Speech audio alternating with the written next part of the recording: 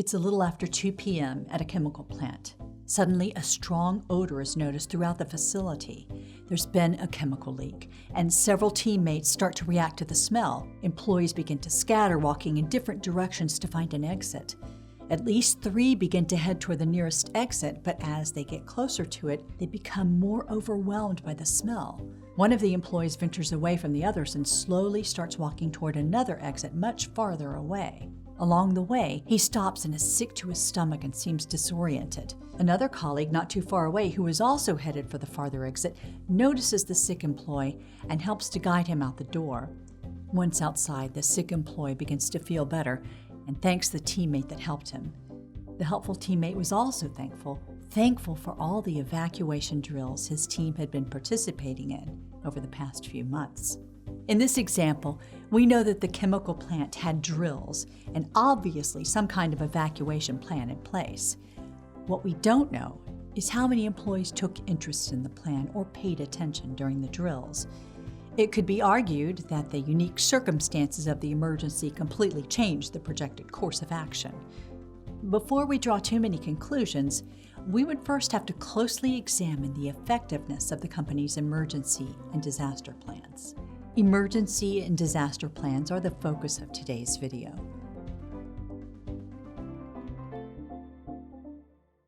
So, first things first, how do you go about creating an emergency disaster plan? Creating an emergency disaster plan involves assessing risks, both internal and external. The primary focus is saving lives and ensuring safety. As threats and risks are considered, businesses look closely at high-risk jobs, hazardous environments, and unforeseen circumstances like emergencies and natural disasters. For example, a meat processing plant may have a high volume of employee injuries due to slips, falls, and cuts. A chemical plant could experience spills and leaks, which could be a hazard to employees and the public. Anything that could disrupt or cease business operations would be placed within its emergency disaster plan. This would also consist of a building plan, which would serve as a reference in the event of an emergency. Why is the building plan so important? The building plan shows a blueprint of room locations, dimensions, and exits, which are all important to have in the event of a fire or other emergency. The floor plans can serve as a guide to determining escape routes and building evacuation plans. Typically, a separate emergency disaster plan should be created for each potential circumstance. That means multiple plans should be on hand, be in writing, and be in a readily accessible place. These would involve medical emergencies, fire, natural disasters, and other threats. Items falling in the other threats category would classify as external events outside of natural disasters, such as a cybersecurity hack, a bomb threat, or building collapse. Each plan should be complete with written procedures, an action plan, and contacts, including designated emergency personnel and first responders. Plans should also include a disaster recovery plan for each threat, which we will cover in more detail a little later. Similar to general emergency disaster plans are fire prevention plans. Fire prevention plans share some of the components of other plans, but there are some notable required differences. Fire hazards, including hazardous materials and hazardous areas, should be listed. This information is shared with new employees to make them aware of the hazards in their work environment. Employees are required to review the fire prevention plans and acknowledge to take every precaution for safety. For each hazard listed in a fire prevention plan, the firefighting measures should also be listed. For example, if the chemical plant we've been mentioning manufactures nail polish remover, it would list water or carbon dioxide foam as suitable extinguishers. As for equipment that holds or warms flammable substances, the fire plan must incorporate safeguards and the personnel names of those maintaining the equipment. For the sake of time, we won't provide an action plan for each potential threat. However, we will use our chemical plant leak example from earlier as a guide to show a condensed version of an emergency evacuation plan. As you can see, our plan is clearly labeled at the top.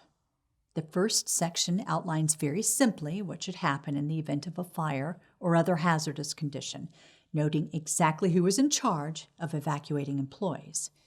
After this section, the assembly area should be listed along with the building plan.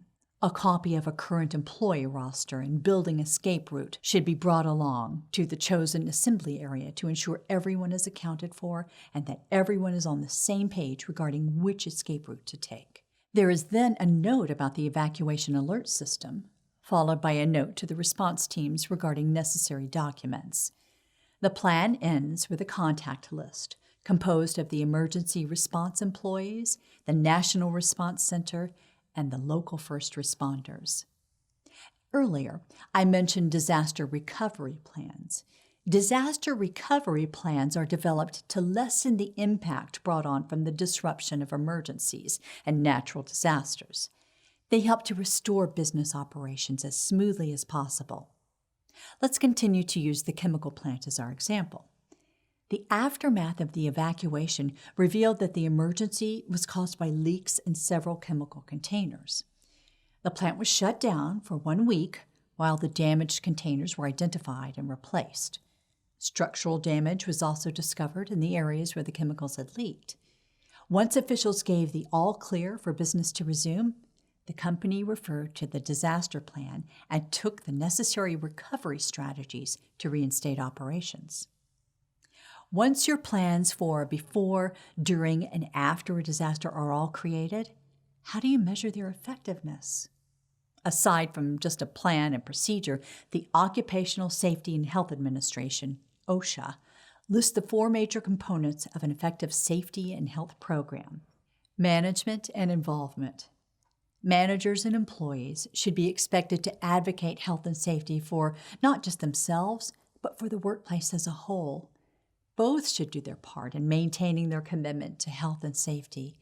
This can be done through the development of policies, establishing safety programs with incentives, and tying in health and safety into employee performance appraisals. Worksite analysis. A worksite analysis includes surveys and analyses that would help to determine workplace or job hazards and how best to prevent them. An example of a worksite analysis with our chemical plant would be identifying exposure risks to chemicals, whether in the air, upon skin contact, the eyes, etc. Hazard prevention and control. This measure would be taken once the level of chemical exposure is configured.